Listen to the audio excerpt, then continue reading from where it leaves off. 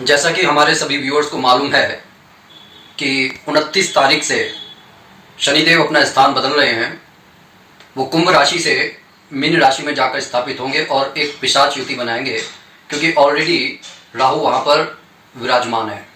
तो ये जो पिशाच युति होती है, ये व्यक्ति के जीवन में बहुत ज़्यादा खलबली लेकर आ जाती है। जो व्यक्ति बिल्कुल शांतिपूर्वक एक स्मूथ जीवन जी रहा होता है, उसे यह एहसास भी नहीं हो पाता कि आखिर किस कारण हमारे जीवन में एकदम से अचानक बहुत सारी विपत्तियां और समस्याओं का सामना क्यों करना पड़ रहा है। अच्छी भली जॉब चल रही होती है, अचानक से जॉब छूट जाती है, बिजनेस कारोबार ठप पड़ जाता है, पति पत्नी में कलेश होने लगती है, और कलेश भी इतनी होने लगती है कि एक दूसरे का चेहरा देखना पसंद नहीं करते, जबकि वह दूसरे एक दूसरे को बहुत चाहते हैं। उन्हें खुद समझ में नहीं आता कि आखिर जिसको देखे बिना वो रह नहीं सकते, आखिर किस वजह से एक दूसरे को अपशब्द कह रहे हैं, किस वजह से कलेश हो रही है। नाते रिश्तेदार जो होते हैं वो दूर होने लगते हैं और आर्थिक तंगी होने लगती है। बच्चे पढ़ाई में कमजोर होने लगते हैं। बच्चों का जो करियर का समय होता है, वह उनका दिमाग बिल्कुल डिप्रेशन में चला जाता है। तो पिशाच युति में बहुत सारी परेशानियां खड़ी हो जाती हैं, लेकिन इन परेशानियों का एक सीधा सा उपाय है, और उस उपाय को कर लेने के बाद में हमारे को ये नहीं समझना चाहिए कि हमने वो उपाय कर लिया और अपने अब कर्मों में सुधार ना करें। क्योंकि उपाय करने का ये अर्थ होता है कि हम भगवान महावीर, भगवान हनुमान की शरण में पहुंच गए हैं।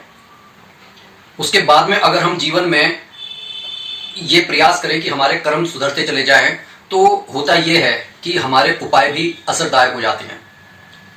अब जैसा कि ये अब शनि की 7.5 और ढैया से कुछ राशियां अब फेस टू फेस होंगी, जैसे कि मीन राशि, मेष राशि और कुंभ राशि, इन पर शनि की 7.5 आएगी, और सिंह राशि और धनु राशि, इन पर शनि की ढैया है।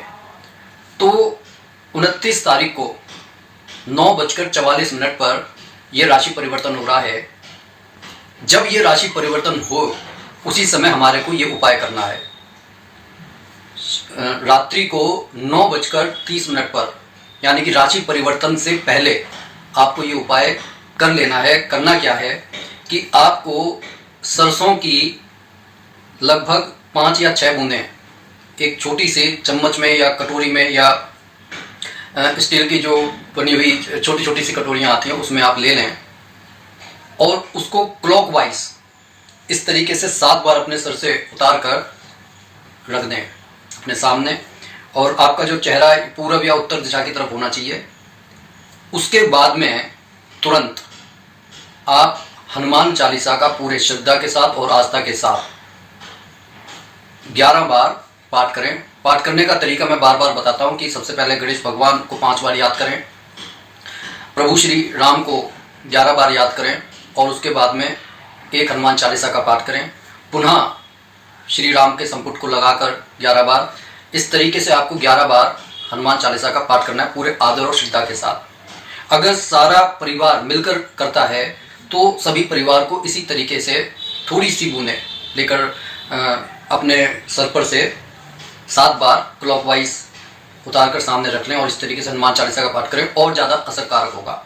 कहने का यह अर्थ है, जिस समय शनि राशि परिवर्तन कर रहा होगा, उस समय आप उन परम शक्ति के चरणों में बैठे होंगे कि शनिदेव या राहुदेव आप पर अपने बुरे प्रभाव नहीं डाल पाएंगे। ऐसा इसलिए कह रहे हैं क्योंकि हनुमान जी वो देवता हैं जिन्होंने लंका में जाकर तांडव मचाया था, नवग्रहों को आजाद करवाया था। भगवान शनिदेव पर कृपा की थी, और भगवान शनिदेव से उनको ये आशीर्वाद भी मिला हुआ है, उनको ये वरदान भी मिला हुआ है कि जो आपकी शरण में होगा, मैं उस पर अपनी वक्र दृष्टि नहीं डालूंगा। अब इस तरीके से आपका ये जो पाठ है आधा घंटे में, पौने घंटे में हो जाएगा। उसके बाद में आप उसी तरीके से उस तेल को रखा रहने दें, आराम से सो जाएं। खुशी की बात यह है कि अगले दिन से नवरात्रि शुरू हो रहे हैं।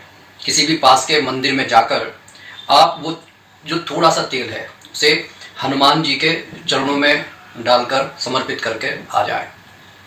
ज़्यादा तेल लेना इसलिए नहीं कहा गया क्योंकि कोई भी मंदिर का पुजारी या पंडित ये स्वीकार नहीं करेगा कि आप ज़्यादा तेल हनुमान जी के चरणों में डालेंगे, तो उससे देखिए मंदिर की व्यवस्था खराब होती है। लेकिन थोड़ा सा तेल आप डालकर वहाँ पर अपना तिलक लगा लेंगे, हनुमान जी के जो चरणों का तिलक लगा लेंगे, तो उससे आपको देखेंगे कि किस तरीके से आपके जीवन में परिवर्तन हो रहा है। और उसके बाद में जो 9 दिन हैं, हालांकि अब की बार एक नवरात्रा कम हो गया है, तो इन नवरात्रों में आपको एक समय मिल रहा है अपने अंदर ट्रांसफॉर्मेशन का, क्योंकि शनि की 7.5 यानी कि 7.5 साल रहेगा, जिन पर ढैया रहेगी 2.5 साल रहेगा। तो अगर आप इस उपाय को करने के बाद में मंदिर में जाकर ट्रांसफॉर्मेशन के लिए ये जो दिन देते हैं नवरात्रों में, तो आप पाएंगे कि आपको उत्साह रहेगा, आप निराशा आपके अंदर नहीं होगी। मतलब आपको ऐसा महसूस नहीं होगा कि नहीं यार अब जिंदगी में कुछ भी नहीं है, अब तो बेकार है। अगर आप हनुमान जी के शरण में जाएंगे तो आप बहुत ज़्यादा ऊर्जावान बन जाएंगे।